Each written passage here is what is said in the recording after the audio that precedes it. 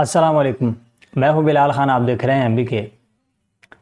آج گفتگو کریں گے وزیر اعظم پاکستان جناب عمران خان صاحب کے دورہ سعودی عرب کے متعلق۔ عمران خان صاحب کا سعودی عرب کی طرف یہ دوسرا دورہ ہے۔ جب سے وہ حکومت میں آئے انہوں نے اپنا پہلا سرکاری دورہ سعودی عرب کی جانب کیا تھا، اور سعودی عرب کی سرزمین پر اترتے ہی انہوں نے مدینۃ المنورہ کی جانب رخت سفر باندھا اور سب سے پہلے روضہ رسول میں جا کے حاضری دی اور اس کے بعد اپنے معاملات نمٹائے۔ اس دفعہ پھر اپنے معمول کے مطابق عمران خان صاحب سب سے پہلے در رسول پہ حاضر ہوئے اور اس کے بعد سعودی اعلیٰ حکام سے ملے۔ عمران خان کا دورہ سعودی عرب اس حوالے سے انتہائی اہم ہے کہ پاکستان اس وقت سعودی عرب کے پاس بہت سی امیدیں لے کر گیا ہے۔ موجودہ حکومت کی طرف سے پاکستان کی گرتی ہوئی معیشت کو سہارا دینے کے لیے IMF کو قرض کی درخواست دی گئی،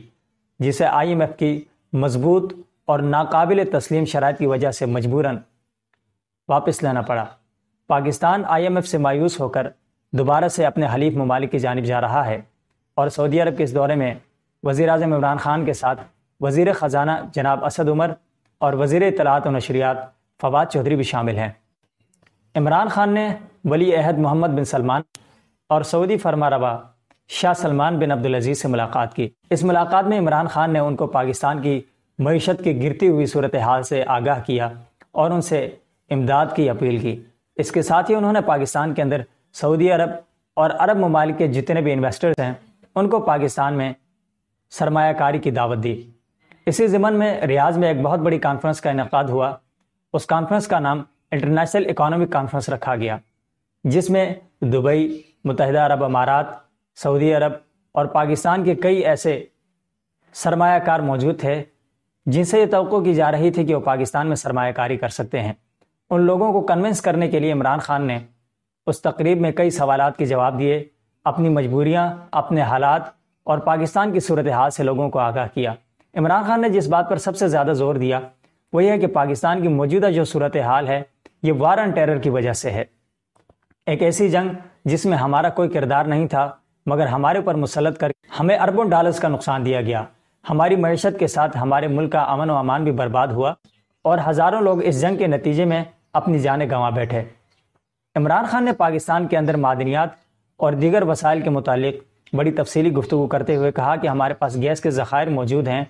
اور ہمارے پاس زنک ہے اور ایسی معدنیات ہیں جن کے اوپر کام کر کے سرمایہ کار اپنے لیے بھی بہت سا فائدہ کما سکتے ہیں اور ہمارے ملک کو بھی یقیناً اس سے بہت بڑا فائدہ ہوگا۔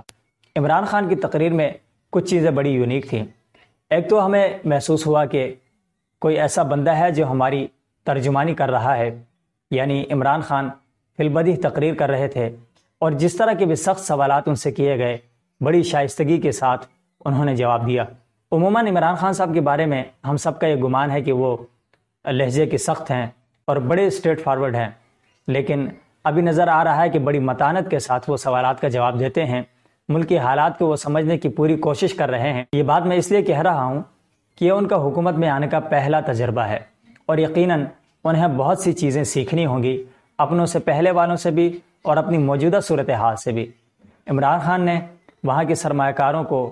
قائل کرنے کی پوری کوشش کی ہے اور پاکستان کی جانب سے جو پیغام دیا ہے وہ یہ کہ اس وقت ہم امن و امان کی اس کیفیت میں ہیں کہ الحمدللہ ہمیں کوئی خطرات لاحق نہیں ہیں۔ پاکستان کے اندر ایک سب سے بڑا چیلنج دہشت گردی کا تھا، جسے بڑی بہادری کے ساتھ اور بڑی طویل جدوجہد کے بعد کنٹرول کر لیا گیا ہے، اور اب پاکستان کے حالات اس حوالے سے سازگار ہیں کہ یہاں عالمی سطح پر کوئی بھی سرمایہ کار آ کر سرمایہ کاری کر سکتا ہے۔ سعودی عرب نے پاکستان کو 3 سال کے لیے $3 ارب قرضہ دینے کی آمادگی ظاہر کی ہے۔ اس کے علاوہ پاکستان میں آئل ریفائنری قائم کرنے کا بھی معاہدہ ہوا ہے۔ مجموعی طور پر سعودی عرب پاکستان کو $12 ارب کا پیکج دے رہا ہے۔ اس حوالے سے یہ عمران خان کا کامیاب ترین دورہ سعودی عرب قرار دیا جا رہا ہے۔ عمران خان کا دورہ سعودی عرب کس حد تک کامیاب ہوگا یہ تو ان کے آنے کے بعد جو نتائج سامنے آئیں گے ہم دیکھیں گے، لیکن جو اس وقت سعودی عرب کا رویہ پاکستان کی جانب ہے یقیناً وہ ایک مثبت پیش رفت ہو سکتی ہے۔ اس میں سعودی عرب کے اپنے بھی مفادات ضرور ہیں، لیکن ہمارا ایک تعلق سعودی عرب کے ساتھ اس نسبت کا ہے کہ جس میں ہمارے عقائد اور ہمارا ایمان بھی شامل ہے۔ ہماری تاریخ میں جب بھی ہمیں ضرورت پڑی ہے سعودی عرب نے کھل کر ہماری امداد کی ہے، چاہے وہ ہمارا ایٹم بم بنانے کا مرحلہ ہو یا سیلاب یا زلزلے وغیرہ کے مراحل ہوں، جب بھی پاکستان پہ مشکلات آئی ہیں سعودی عرب ہمارے ساتھ خلوص کے ساتھ کھڑا ہوا ہے۔ اس لیے ہمیں ان ممالک کو ضرور ترجیح دینی چاہیے کہ جو ہمارے ساتھ خلوص کے ساتھ کھڑے ہیں، نہ کہ صرف اپنے مفاد کی بنیاد پر۔ سعودی عرب کا مفاد یہاں پہ اس طرح سے ہے کہ اس وقت آپ کو پتہ ہے کہ جمال خاشقجی کے قتل کے بعد سعودی عرب عالمی دباؤ میں ہے۔ سعودی عرب اس وقت تینکے کا سہارا ڈھونڈتے ہوئے کسی بھی ایسے ملک کے ساتھ اپنی قربت اس قدر بڑھائے گا جس قدر اس سے ممکن ہو، تو اس سے پاکستان جیسا ایک مضبوط حلیف میسر ہے۔ اس لیے سعودی عرب